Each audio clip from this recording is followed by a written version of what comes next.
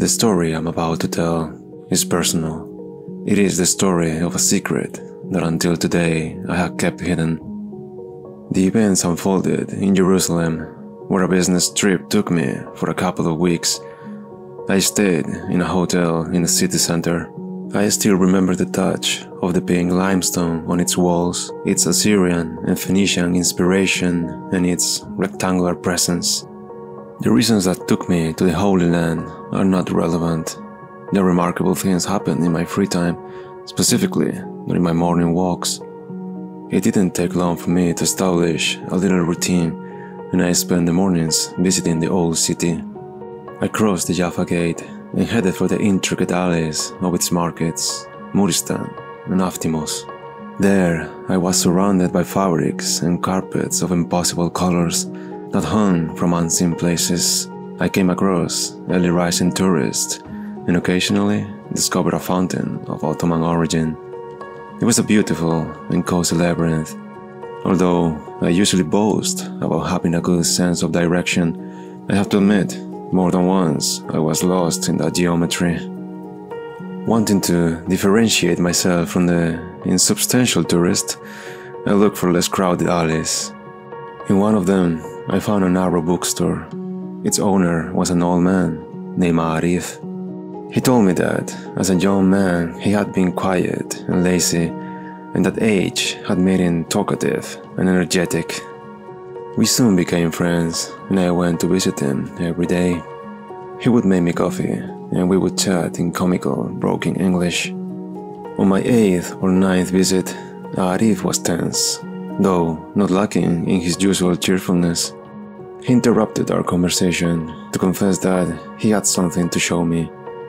He invited me into the back room, and there he searched among piles of books, boxes, and furniture. He returned with an ancient tome and placed it on a small table for me to examine. The cover and the spine were completely worn, and neither the title nor the author could be read. I thought I guessed some Roman letters, a G and an A specifically. I know that many won't believe what I'm going to say now. Everyone is free to think whatever they want. I opened the book in the middle. The 2 yellow pages describe some fantastic civilization. They look like excerpts from a travel book. Arif urged me to turn the page. I obeyed and was surprised. The next couple of pages were made of a strange plastic.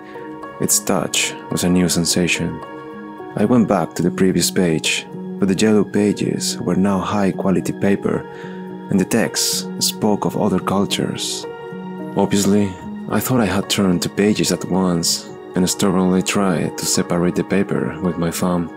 Arif's laugh made me abandon this. I tried to go back to the plastic page, but it had turned into ancient paper, and a piece fell apart in my hand. My old friend explained to me that the pages of the book are never repeated. They disappear when you turn them and are replaced by others of different materials and texts. The only thing they have in common is their descriptions of fantastic cultures and worlds and the adventures of the author. Short stories and poems could also be found. The style suggested that they were written by the same person, whom Arif called the Traveler. He said that he had never seen the same page, neither he nor the man who had sold him the book. I decided not to ask about the seller. After this experience, I wanted to go back to the hotel. Arif then became determined to sell me the book.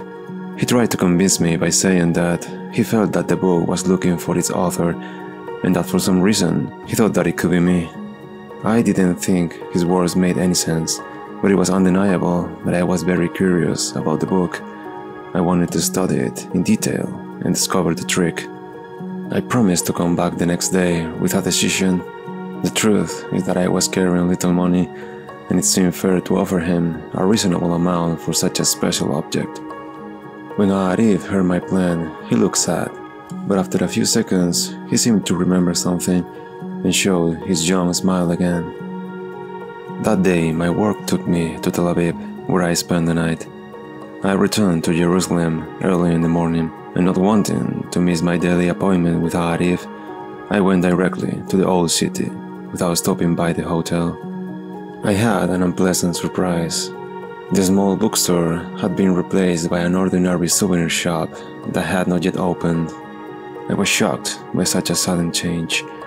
I thought it was impossible to make such a business change in just one day. I stupidly put it down to it being a tourist area and Israeli efficiency. I felt sad because I had no way of contacting Arif. Nearby vendors told me they didn't see him often. I decided to return the next day to look for information about my old friend. I can tell you in advance that I couldn't find anything. I walked back to the hotel. I entered my room, and waiting on the desk was Arif's book. After the initial shock, I called the front desk and asked if anyone had left anything for me. They told me they hadn't. Perhaps they heard a hint of concern in my voice because they also checked the security cameras to make sure no one had broken into my room. But I wasn't worried. I took it as a farewell gift from Arif. Since then, I have been taking notes from the book, transcribing entire texts so that nothing is lost when I turn a page. Hopefully, one day I can tell someone the hidden stories in this book. Maybe I'll illustrate them too.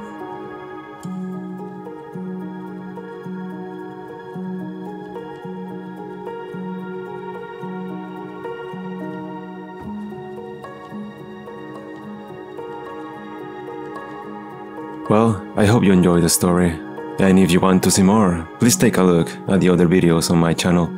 Have a good day.